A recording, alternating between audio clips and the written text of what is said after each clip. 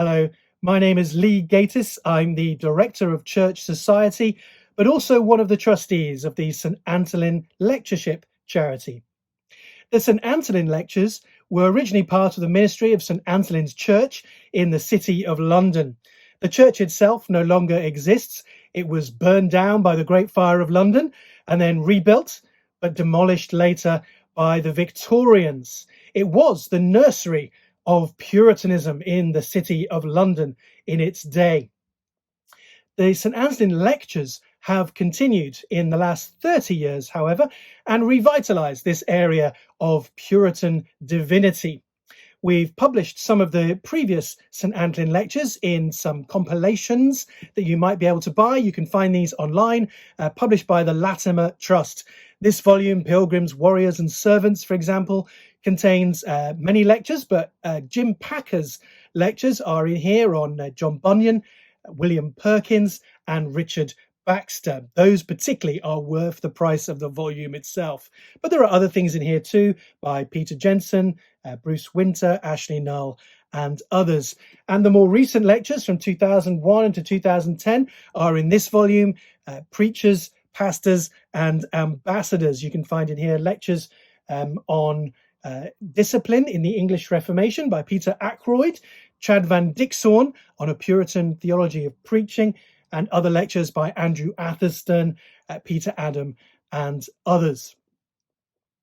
It's my great privilege to introduce you to this year's St Antholin's lecturer.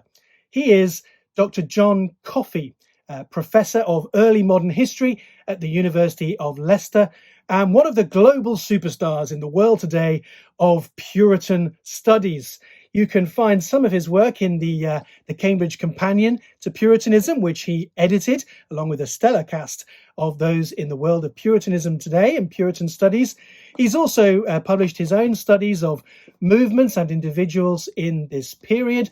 For instance, this unique tour de force studying persecution and toleration in the 16th and 17th centuries, and individual studies of Samuel Rutherford, and this one on the Arminian Puritan John Goodwin, looking at intellectual change and culture in the 17th century.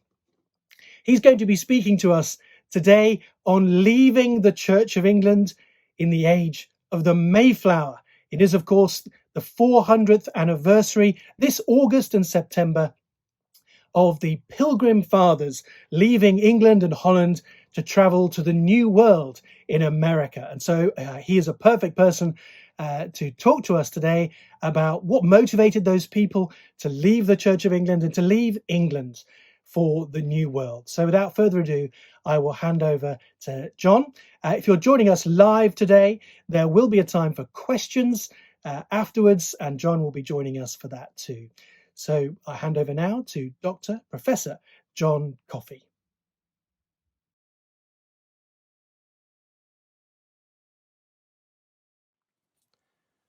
Well, welcome everyone. My name is John Coffey, and it's my privilege to give this year's St Antholin's lecture. My title is Pilgrims and Exiles, Leaving the Church of England in the Age of the Mayflower. As many of you will know, 2020 is the 400th anniversary, the quarter centenary, of the sailing of the Mayflower across the Atlantic in 1620. The ship carried 102 emigrants, half of them English separatists, who'd been living in exile in the Dutch Republic in the city of Leiden, and half of them so-called strangers, including skilled artisans recruited to help build the fledgling colony. Among the ship's passengers was the family of William Brewster, preaching elder of the separatist congregation. His two boys, also on board, were named Wrestling and Love, and I've often wondered what a boy named Love made of life with a brother called Wrestling. But for William Brewster, the Christian life entailed both love for God and neighbour and wrestling, struggle, whether with angels or with men. In the course of the voyage, one of the pilgrims fell overboard and was hauled back onto deck. One of the strangers died and was cast into the sea. According to one account, he was a proud and very profane young man. Despite this death, the ship arrived in the New World with the same number of passengers as when it set sail, a child had been born on the voyage and was named Oceanus. Unfortunately, due to two false starts, the Mayflower's journey had only begun properly in September, very late in the year. And as it crossed the ocean, autumn was turning into winter. After 2 months at sea and blown far off course, the ship landed on Cape Cod in November. During the bitter months that followed, half of the settlers perished, and they later referred to this as the starving time. The settlement only survived in 1621 because of assistance from the indigenous Wampanoag people and from an English-speaking native called Tisquantum, or Squanto, who'd been kidnapped by English sailors in 1614 and had subsequently visited London, Spain, and Newfoundland. An alliance between the English and the Wampanoags was celebrated in a shared feast, the inspiration from the late 19th century for the American holiday of Thanksgiving. The classic account of the Pilgrim Fathers, from their days in the Midlands through their time in Holland, through the voyage of the Mayflower, and on to the foundation of Plymouth Colony, is this book by William Bradford, one of the settlers of Plymouth Plantation. And I'll read you just a few lines from it as he describes the ship and the crew finding land. Being thus arrived in a good harbour and brought safe to land, they fell upon their knees and blessed the God of heaven, who had brought them over the vast and furious ocean, and delivered them from all the perils and miseries thereof, again to set their feet on the firm and stable earth, their proper element. I was introduced to this historical episode very early in life from a different book, The Ladybird Pilgrim Fathers. Around 1974-75, my mother took me on regular visits to a local bookstore to choose a Ladybird adventure and history book. I collected volumes on Julius Caesar and Alfred the Great, Christopher Columbus, Oliver Cromwell, and Napoleon, and by the age of 6 was already firmly set on the path to my future career. Since I wasn't cut out to be a great military commander, I became an historian. Those who can't make history can at least write it.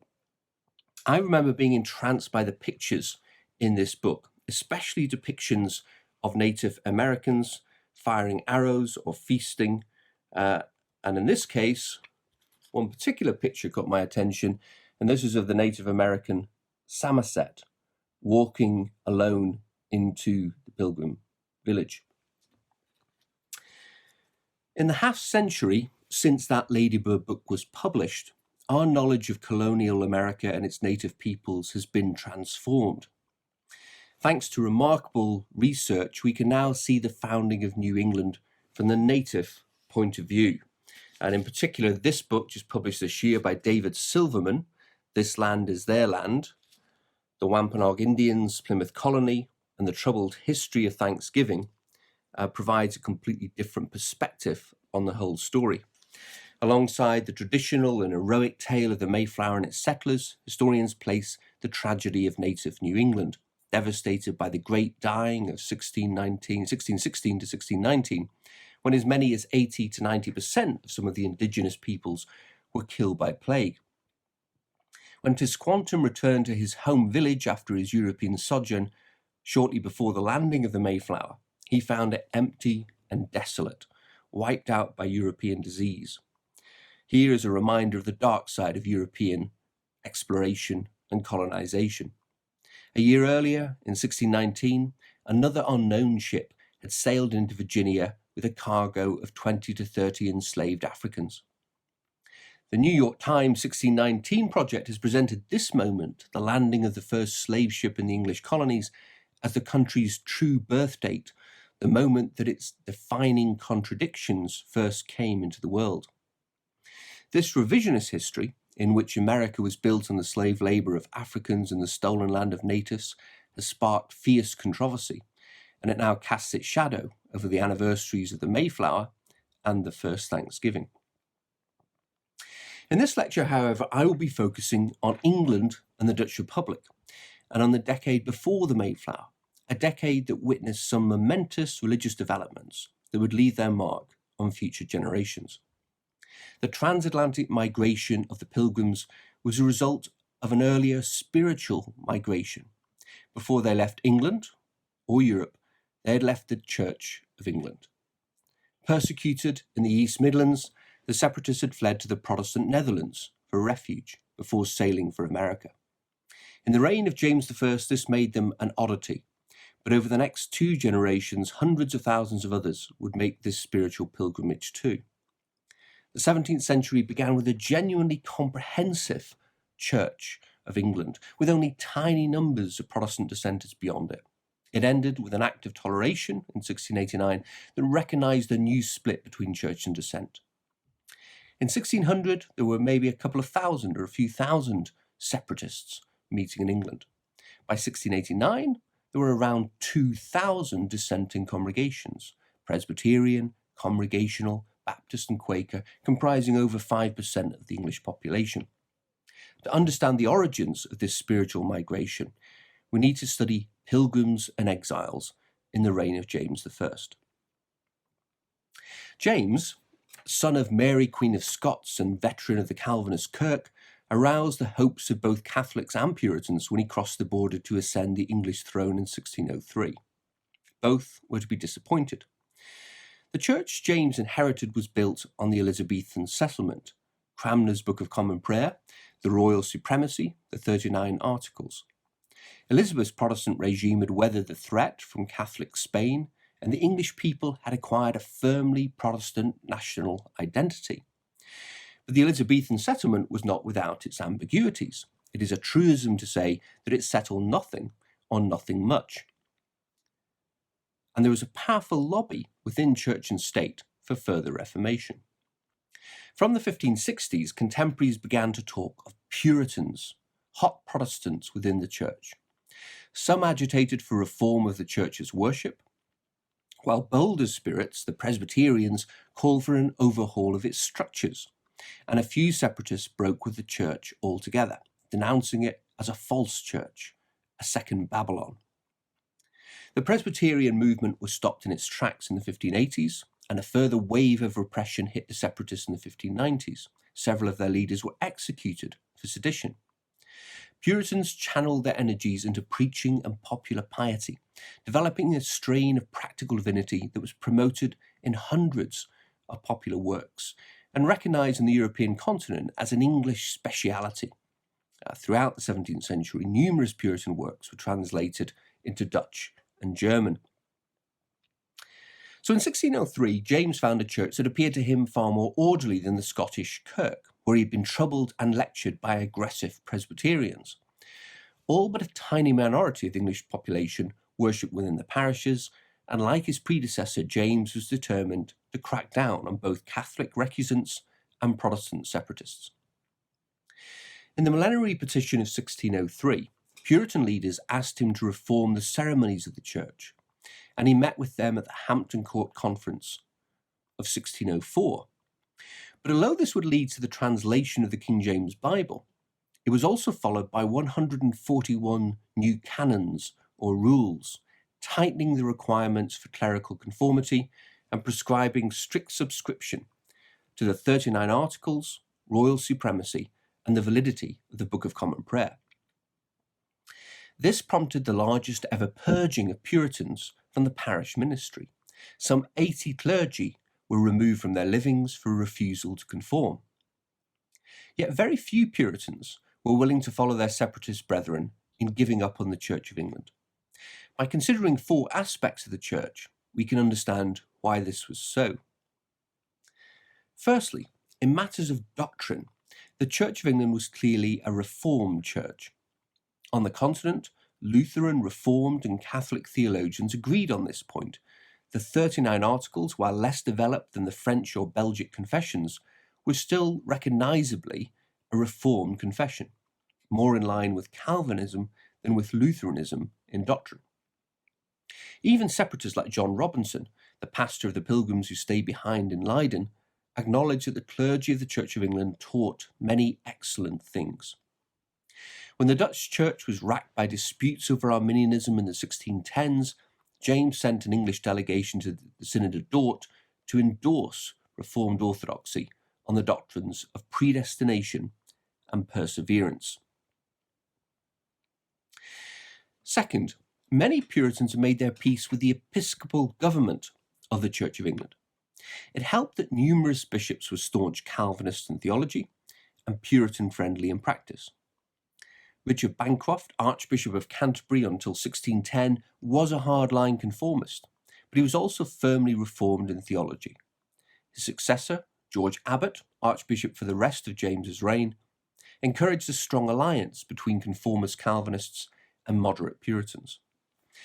In the Church of Ireland, Archbishop Usher was even friendlier towards Puritans, and his Irish Articles of 1615 were more emphatically Calvinist than the 39 Articles, affirming the perseverance and assurance of the elect and rejecting baptismal regeneration.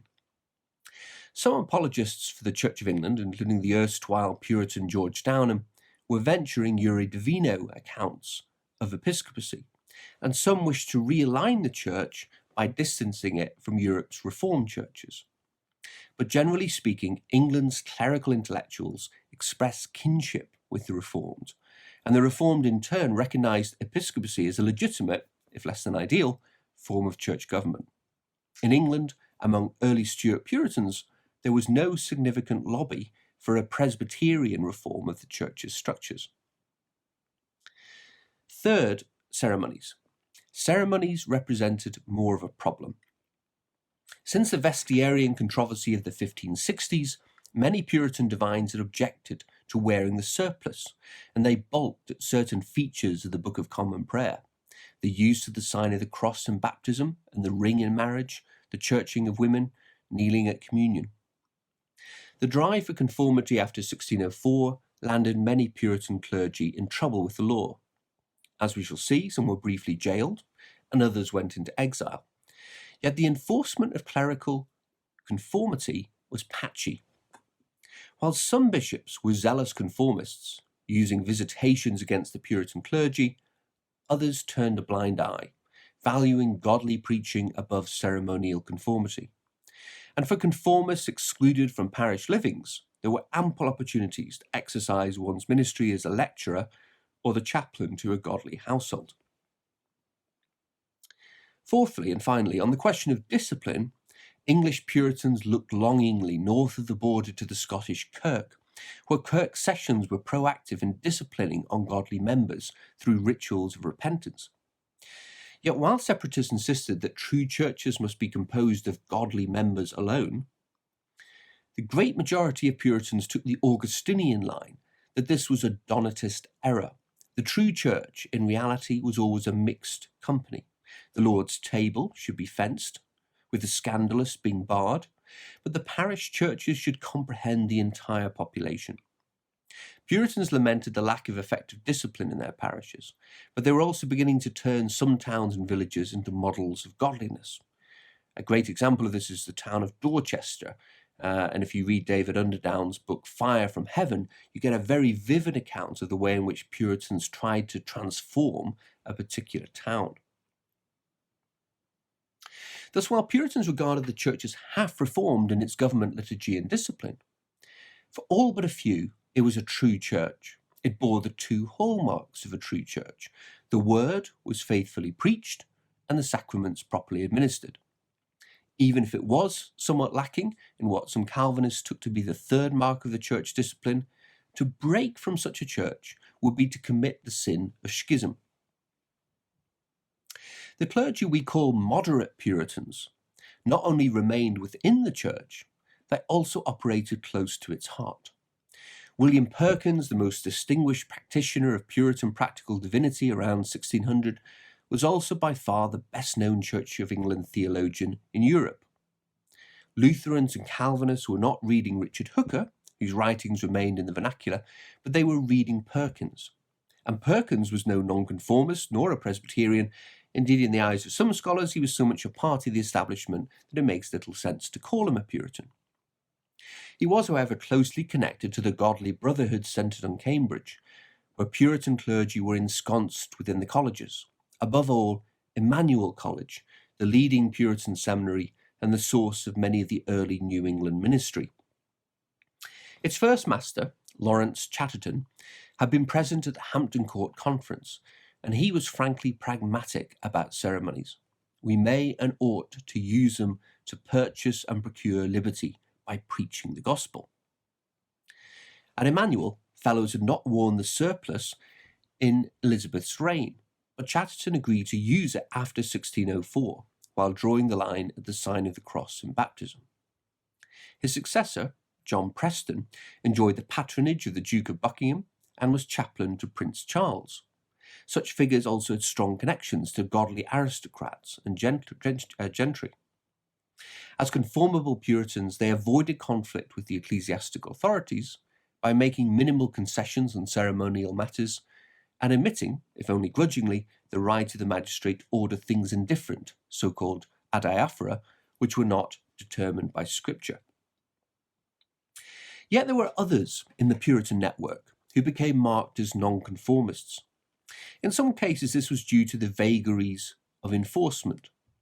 According to the Cheshire Cat theory of Puritanism, it could appear and disappear depending on the observer. In Yorkshire, where the canons of 1604 were not enforced, the Archbishop of York, Matthew Hutton, did almost nothing to end nonconformity, valuing godly preachers who embraced the substance of Reformed religion. So Puritans did not appear as a separate group marked out.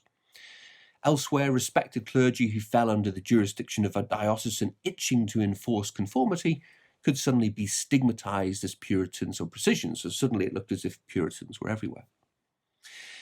Yet there was more to this than local context. Some Puritans landed in hot water because of a conscientious refusal to flex. They were less likely than their brethren to see the ceremonies as things indifferent.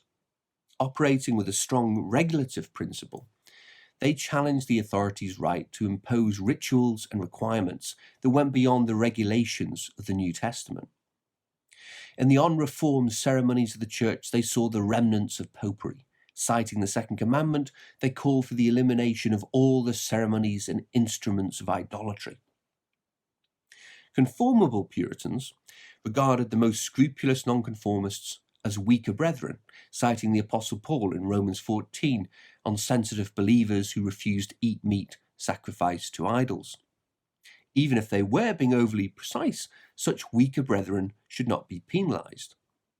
Yet many Puritans did suffer suspension or deprivation for their nonconformity.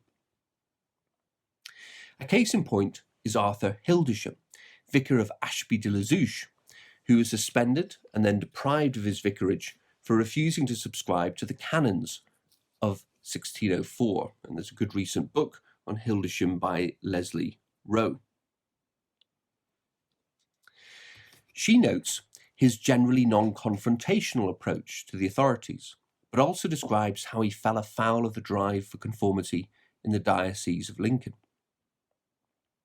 After he was deprived, Hildesham was still able to preach in Derbyshire, thanks to a preaching licence from the Bishop of Coventry and Lichfield, and he continued to enjoy support from the Earl of Huntingdon, one of England's leading Puritan noblemen. In 1613, however, even his licence to preach and catechize was rescinded by High Commission, and 2 years later, Hildesham was presented to the bishop for failing to receive communion kneeling along with nearly 100 of his fellow parishioners. When he refused to swear the ex officio oath, he was imprisoned for 3 months and then went into hiding in the home of one of his patrons. Hildesham continued to exercise significant local influence, and he was very well connected with the Puritan clergy and their patrons, yet none of this protected him from prosecution.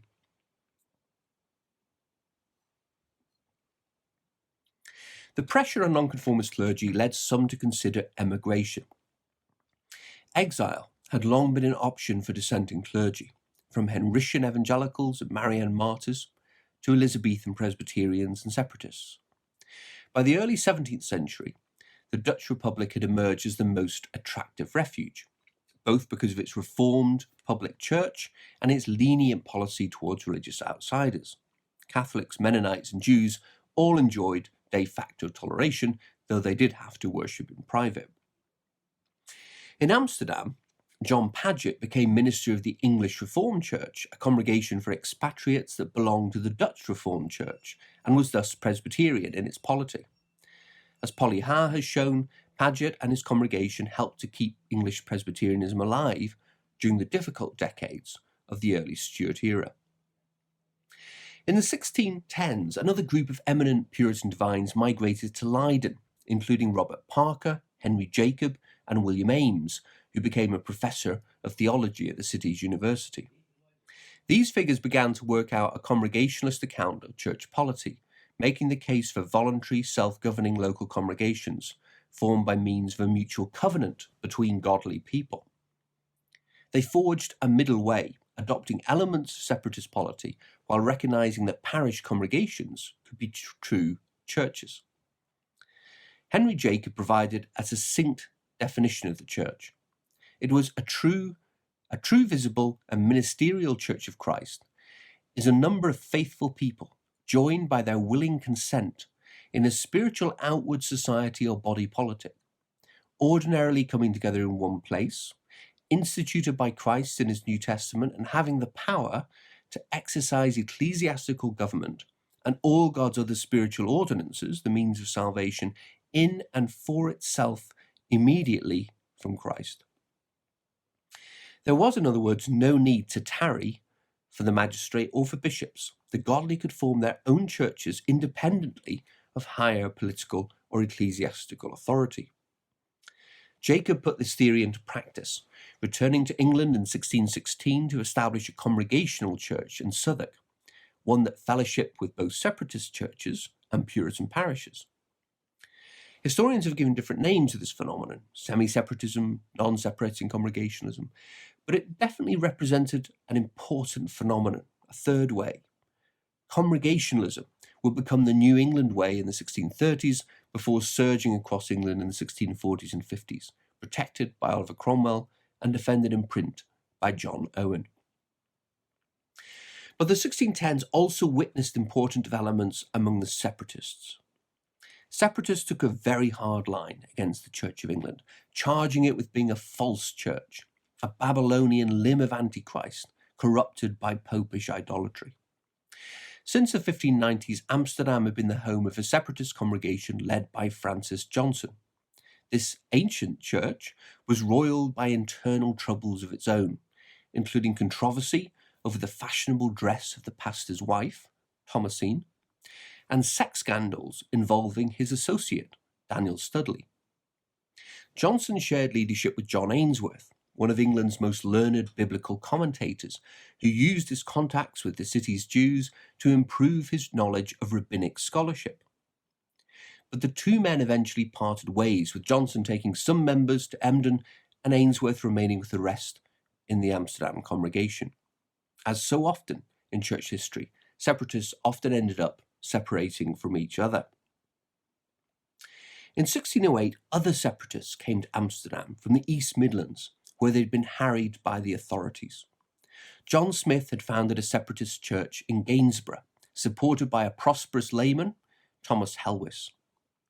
Meanwhile, John Robinson had formed a congregation at Scrooby in Nottinghamshire, meeting in the manor house of William Brewster, itself owned by the Archbishop of York, for whom Brewster worked as postmaster. Once prosecuted for separatism, these dissenters could obtain no license to travel abroad. But by paying hefty fees to captains of sailing ships, they came illegally to the Netherlands.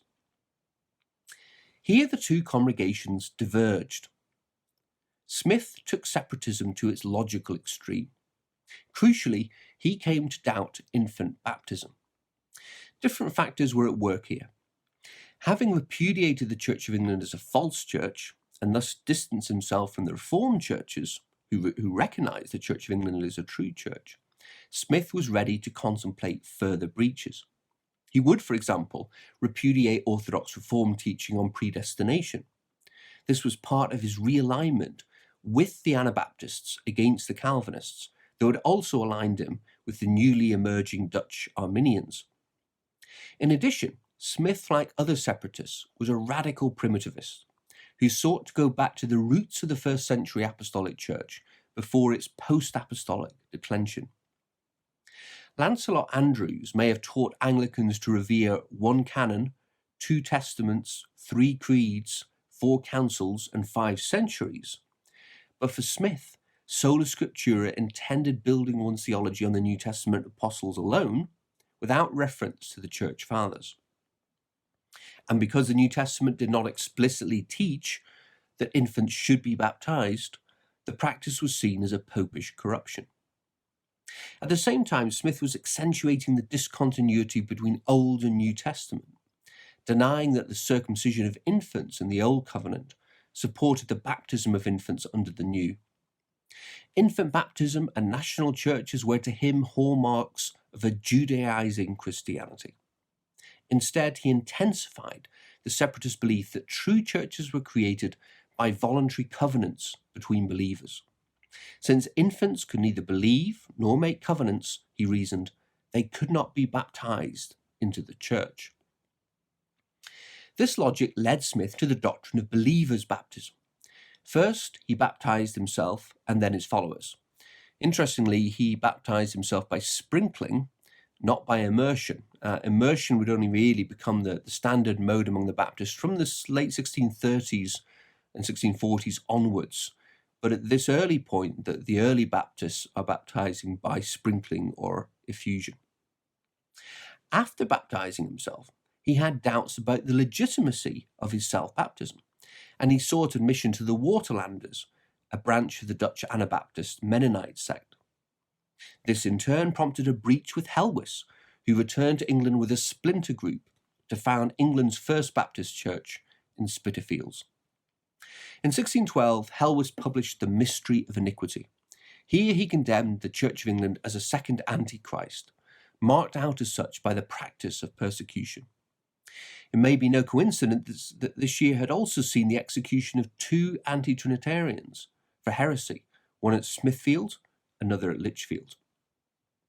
Smith was not to know, or Helwys was not to know, that this was to be the last execution for heresy in English history. But later historians have seen his work as the first clear statement in English of a natural right to religious freedom.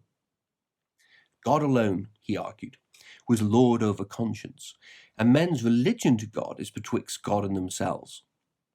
Each individual was directly answerable to their Creator, and should therefore enjoy freedom of religion to choose their religion themselves. Let them be heretics, Turks, Jews, or whatsoever, it appertains not to the earthly power to punish them in the least measure. He sent his treatise to James I with an accompanying manuscript note, which still survives. The king, he said, is a mortal man, and not God, and therefore he hath no power over the mortal soul of his subjects to make laws and ordinances for them, and to set spiritual lords over them. John Robinson was a less rigid separatist than Helwys. When he moved with his congregation to Leiden, he formed a close friendship with William Ames and a good relationship with the Dutch Reformed Church and the University of Leiden, where he taught against Arminianism. Although the Church of England, because of its popish ceremonies, was still Babylon, Robinson argued that separatists could join with its members in private prayer, though not in formal worship. Order and ordinances mattered, but they were not the heart and soul of religion and piety.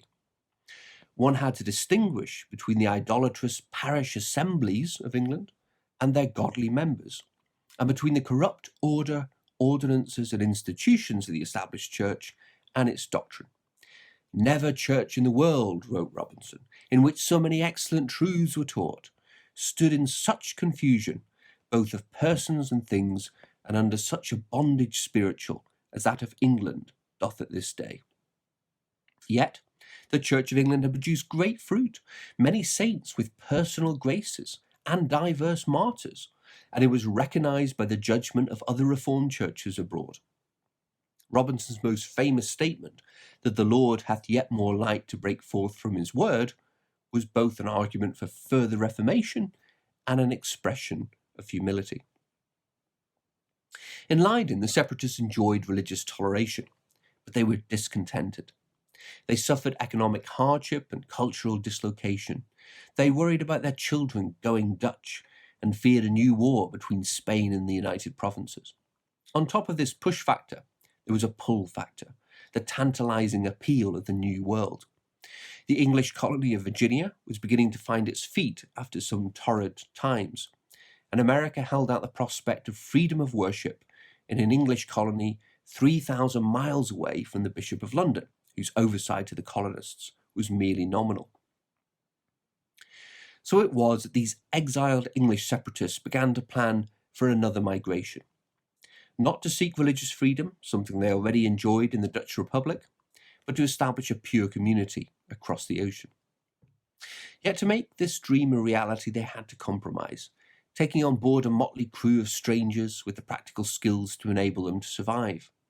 And in America, they would have to negotiate and eventually fight with indigenous peoples whose religion seemed to them far more idolatrous than the worship of the Church of England. The story of the Mayflower has often been relayed as a heroic tale, and it does indeed have its heroic elements. It took genuine courage to transplant oneself and one's family across the Atlantic Ocean and to set up a community in what was called the American wilderness.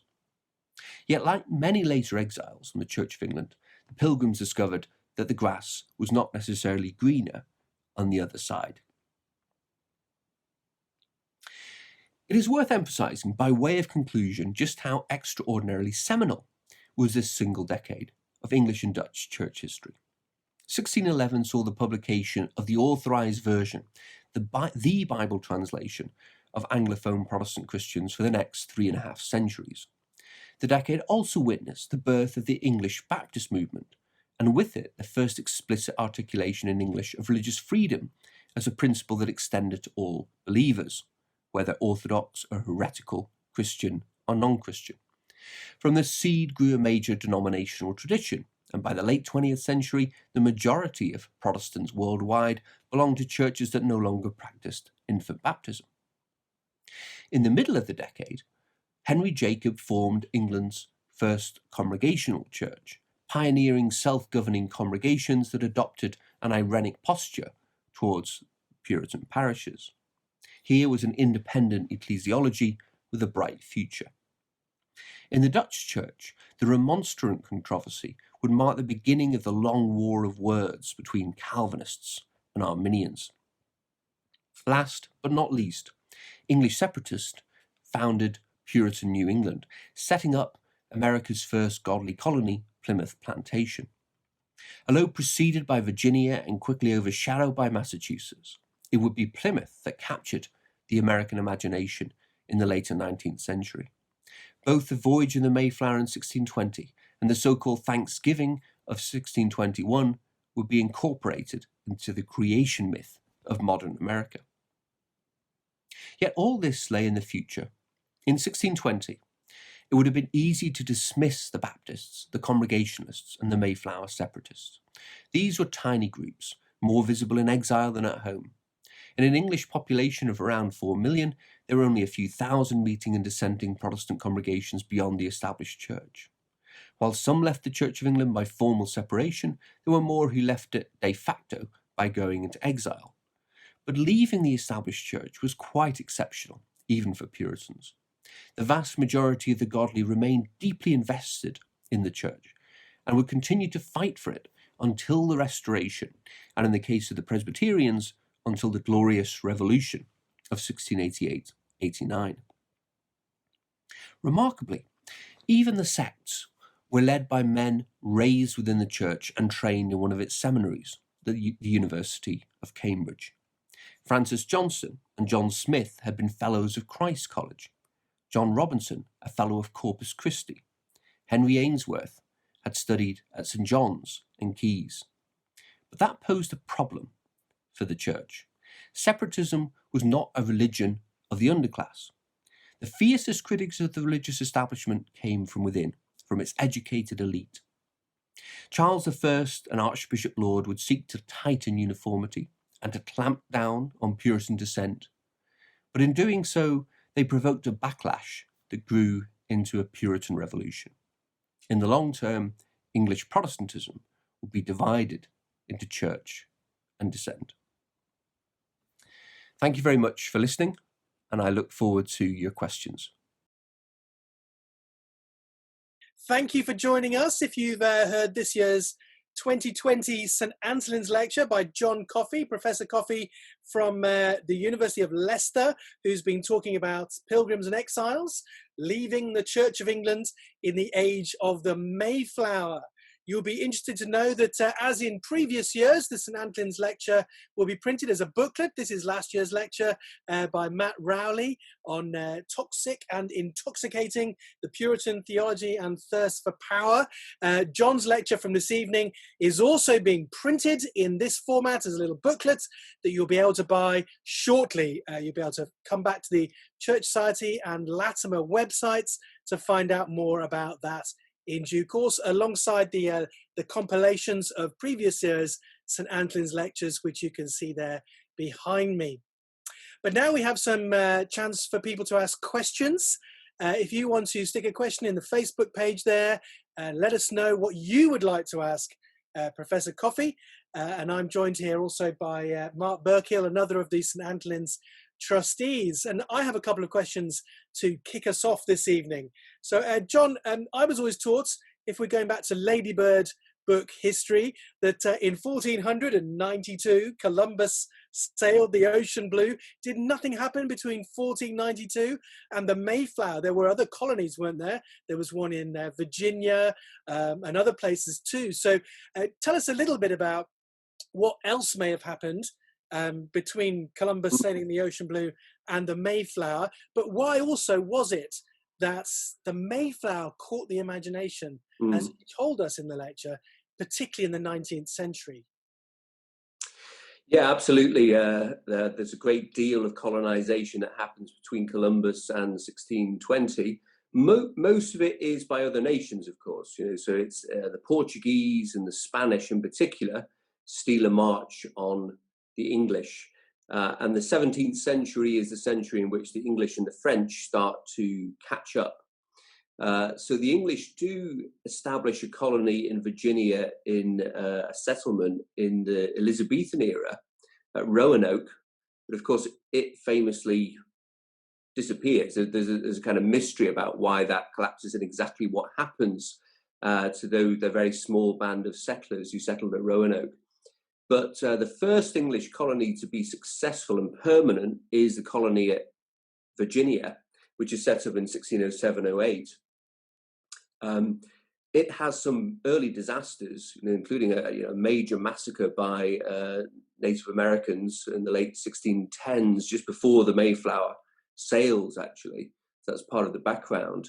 But nevertheless, it is the first colony. And Virginians tend to, in my experience, be somewhat resentful towards the New Englanders for sort of claiming that Plymouth becomes the creation myth, in a way, of modern America, even though the Virginia colony was set up there first. So it's an interesting question why this very small, eccentric settlement, which is set up by a small band of religious separatists, why that becomes America's creation myth in the 19th century. And I think there are different reasons for that. One is that New England is an intellectual and cultural powerhouse. So it shapes a lot of the stories and the narratives in the nation. If you think of 19th century New England, you have people like Herman Melville, the author of Moby Dick, and Nathaniel Hawthorne, and you have Longfellow and Whittier, all these great literary figures, transcendentalists like Thoreau.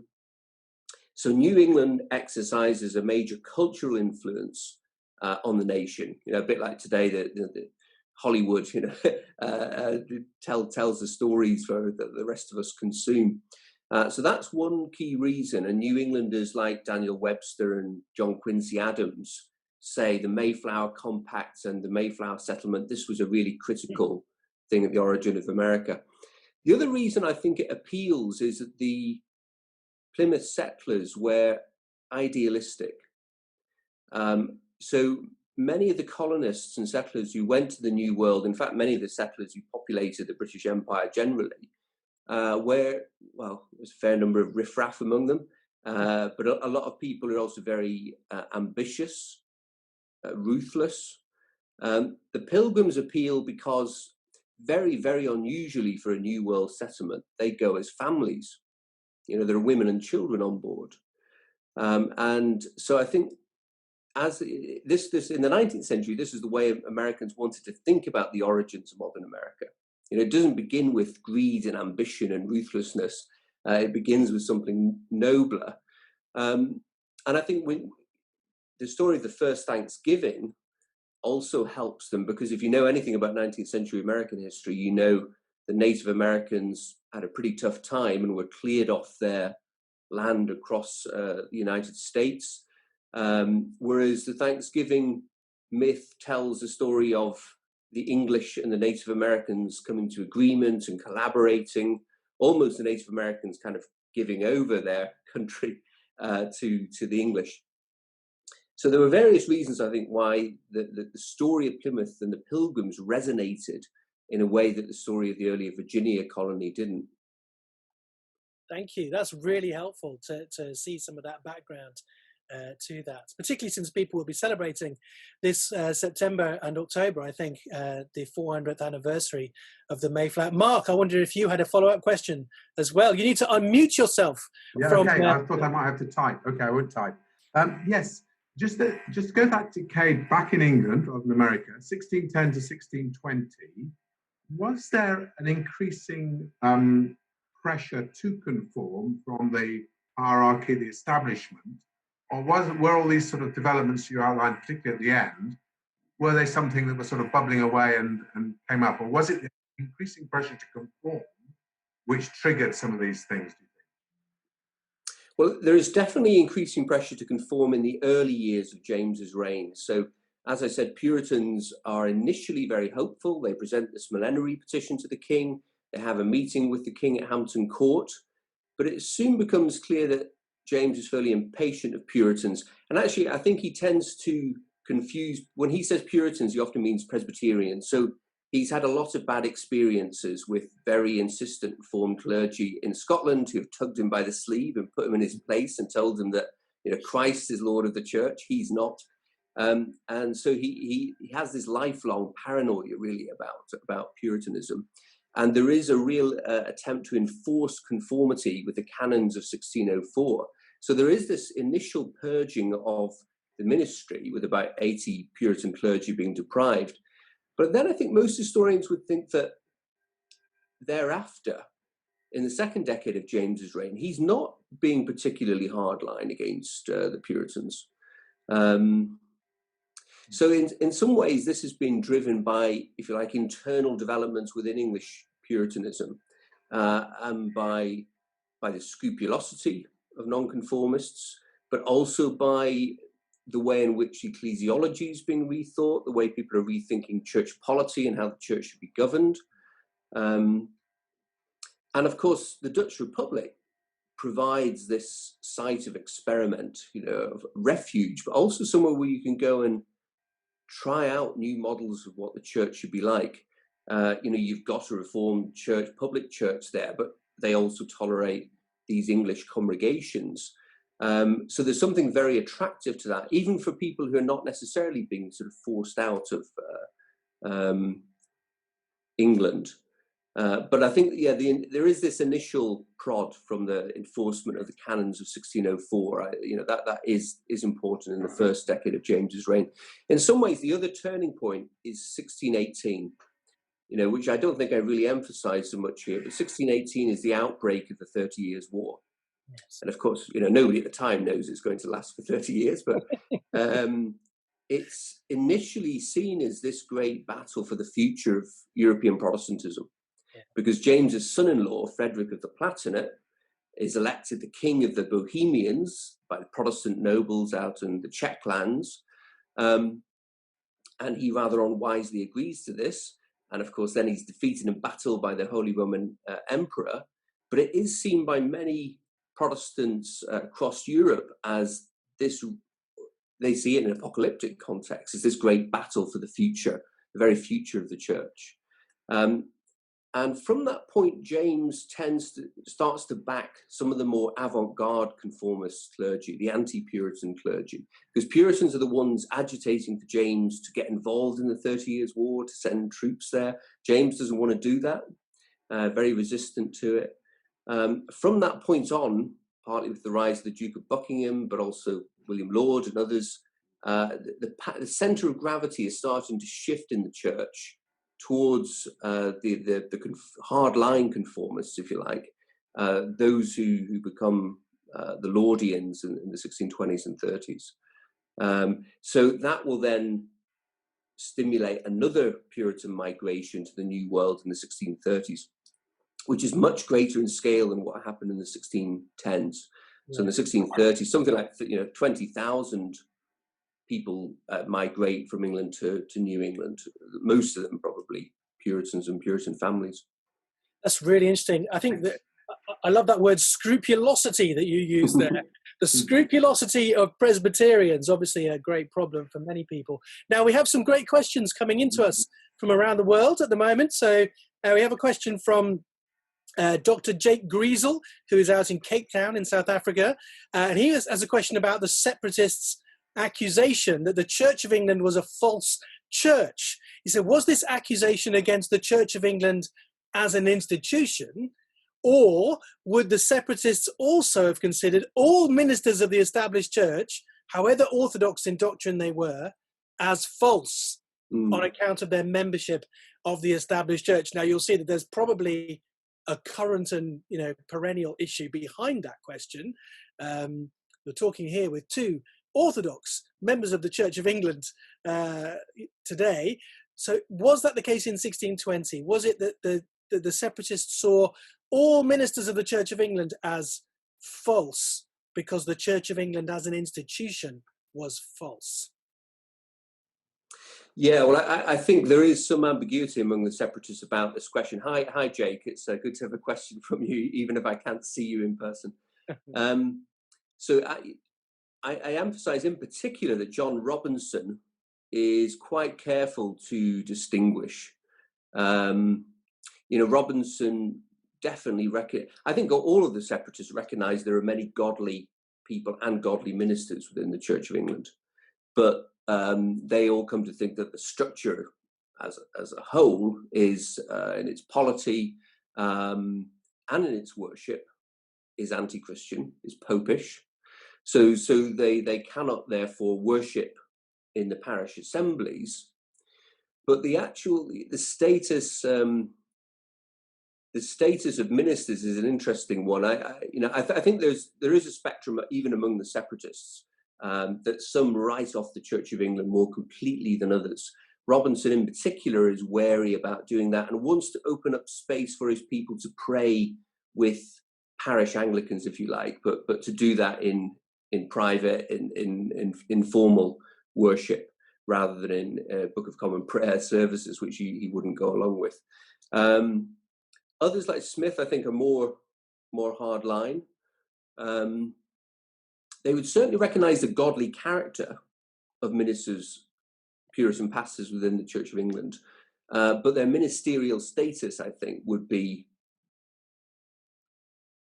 by the corruption of the church as they saw it.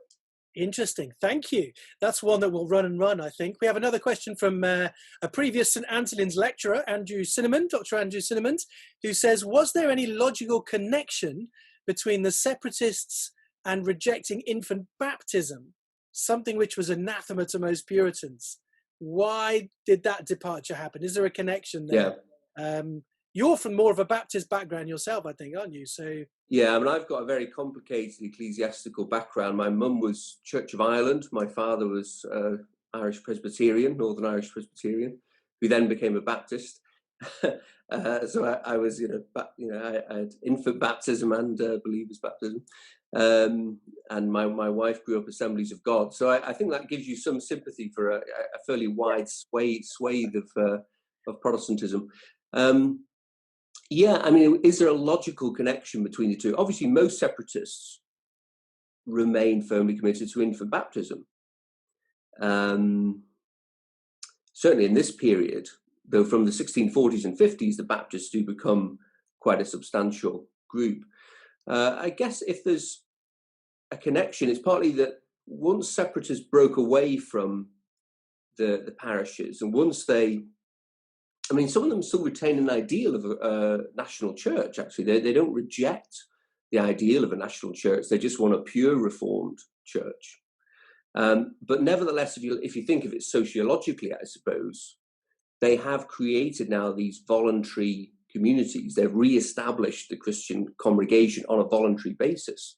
It's people who've opted out of the Church of England and have opted into these very demanding congregations.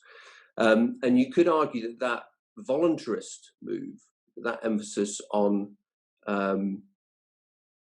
not being born into a church, but joining it by covenant and so on, opens the way for the Baptists, because Baptists then apply that voluntary principle to the sacrament, or the ordinance, as they tend to call it, the ordinance of baptism itself. So that baptism should be something chosen, not something that is just done to you, as it were. So I think maybe there's a kind of sociological connection there, but the move that John Smith makes was anathematized by other separatists. I mean, he really does go out on a limb, even by separatist standards, when he baptizes himself in the late 1600s. Yeah. We also have a question from James Bremner, who thanks you for your lecture, and says, could you comment further on the statement on religious liberty? It seems a very radical statement without much precedent. I think he's talking about Helwys. Including toleration for Islam, if I understood correctly, says James. Were there any prior statements which argued, for example, for liberty for all Christian groups, but not for other groups? That's an interesting question on religious toleration. Yeah. I mean, this is certainly in English, this is quite without precedent. Helwys's statements in 1612. Earlier Puritans had taught more, earlier separatists and so on, had taught more about Christian liberty than they had about what we might think of as religious freedom. So religious freedom, the sort of modern ideal of religious freedom, doesn't just apply to believers. It applies more generally, and it was rooted on a kind of natural law, and eventually sort of natural rights argument, rather than on the New Testament and Christian liberty. Having said that, there was some precedent in continental European Protestantism for this position. So that obviously there have been earlier debates about the power of the magistrate in religion. The Anabaptists had completely rejected the idea that the magistrate could use his authority against heretics. Even Luther, of course, in 1523 says something very similar at a time when the Lutherans are starting to be imprisoned, and you get the very earliest Lutheran martyrdoms in 1523. Luther makes quite a very sharp distinction between the temporal and the spiritual realms, and says that the temporal authorities cannot use force in matters of religion. So that kind of argument gets picked up mainly by radical Protestants later on, by Anabaptists.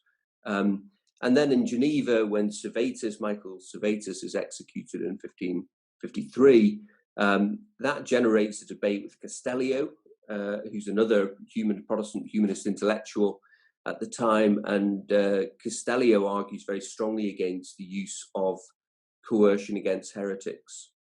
I mean, in some ways, actually, historically, it was slightly easier for Christians to contemplate toleration of non-Christians than it was to contemplate toleration of heretics.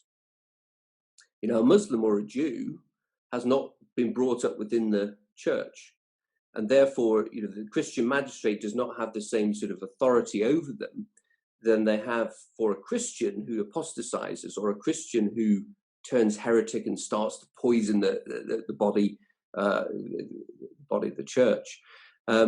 So actually, if you look at Aquinas and others, it's harsher towards heretics, the position, than it is towards, say, Muslims. So the really important move, I think, is this move that Castellio and others make to say that even the heretical cannot be subject to civil punishments by the magistrate. This, The church can try and vanquish heresy by preaching and so on, but it's not for the magistrate to do it. Which kind of leads to a question that we've had from last year's St Anthlin's lecture, and one of your doctoral students from the past, Matthew Rowley, who's joining us from Connecticut, who says, could you give more detail on the statement that the Pilgrims were not seeking religious liberty, but the ability to form communities as they wish? Surely, he says, forming communities according to conscience was considered an essential part of their conception of religious liberty. I'm sure you're used to having Matthew Rowley arguing with you in your study. So what do you think of that? Surely forming communities according to conscience is part of what it means to have religious liberty. Yeah, I mean, that's certainly true. And their conception of Christian liberty and religious liberty is not a purely internal one. It's expressed in freedom of, well, as we might say, freedom of assembly, but in these very visible church covenants in which you create new communities. So that's certainly the case. I think the big step for a lot of separatists and others is whether that freedom that Christians ought to enjoy extends to others, whether it extends to the freedom of assembly for non-Christian groups or to groups that they themselves regard as heretical and so on. Great. I think our final question tonight, then, if you can just give us a brief answer to this one. John Musson is joining us, and he says, let me get this right. He says, the separatists went to America to be separate rather than any sense of being persecuted. What might that mean for us today? Do you, as a historian, want to venture an opinion on what all this might mean for us today? Particularly maybe thinking of those in the Church of England who might be thinking of leaving the Church of England today. Have you got any thoughts on that? Yeah, I'm just trying to think what the point is about So yeah, I mean, there is this kind of myth, I suppose, that the Pilgrims were sailing for religious liberty, whereas they already had toleration in the Netherlands, but they wanted to go and create a pure Christian community, and in some ways an English community as well, in America. What does this say to us today?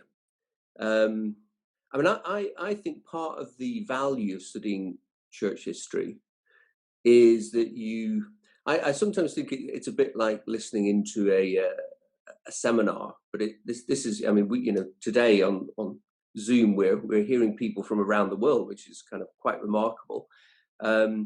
If you study church history, you're engaged in an even more remarkable seminar, in the sense that it brings in people across time, and what I find really interesting about this period is the variety of voices and arguments. You can see a lot of the sort of tensions that Christians still struggle with, a lot of the dilemmas of conscience they still struggle with, many of the questions around church polity and how we should worship and so on, they're being debated out. And so I think one of the values of studying this era is that these people work out these arguments very, very fully, actually. I mean, as I emphasize, even the separatists are highly educated. Yes. So a lot of Protestantism today is fairly populist and lowbrow, but these people, they do really think things through in quite a systematic fashion. They're all Cambridge men, you say. Good Cambridge. Yeah, well, the Cambridge element is obviously to the fore, and there's one or two from Oxford. I think Henry Jacob, but otherwise it's very much a kind of Cambridge story. But I think that's the value to us of digging into their writings is, and I think people are often surprised when they go back to this era, just the sort of depth and the rigor of the thinking about the church and theology. So that to me is one of the things that's really valuable, rather than me telling you which of the positions was the correct one. I think actually the sort of exercise of following their arguments and using that to deepen our own thinking, I think that's a really valuable exercise for us. Thank you. That's so helpful. It's great to have a very good example of a professional theologian, historian, historical theologian like yourself, thinking through these things for us and presenting us with the story of what happened back in 1620, the background to that today. I found it interesting over the summer. I've been stuck on a Norfolk beach reading Susan Hardman Moore's book, Pilgrims, about New World settlers and the call of home. That it wasn't just a one-way street, was it, either? Just going over to the New World. Many of those people came back. About half of the graduates of Harvard came back to England. About a third of the clergy who went to New England came back to Old England, again, eventually to the Church of England, and about a quarter of all the settlers who went eventually ended up back in the Church of England. So these are interesting things for us to think through. Thanks so much for joining us this evening, John, for your lecture, for the booklet, which will be out shortly. Do watch out for that. Everyone, and those who've been joining us this evening, thank you so much for your questions and for your interaction. Just to remind you that the video of tonight's lecture is already available on the Church Society website at churchsociety.org and also on our youtube.com channel. So look out for the Church Society website, the Church Society Twitter and Facebook feeds. Will have all the details for this lecture, and we'll try and incorporate this question time into that as well and make it available. So thank you to everyone who's joined us this evening, and particularly a great thanks to Professor John Coffey for your 2020 St Anthony's lecture. Thank you. Thank you very much, Lee, and thank you everybody for watching and for the great questions as well.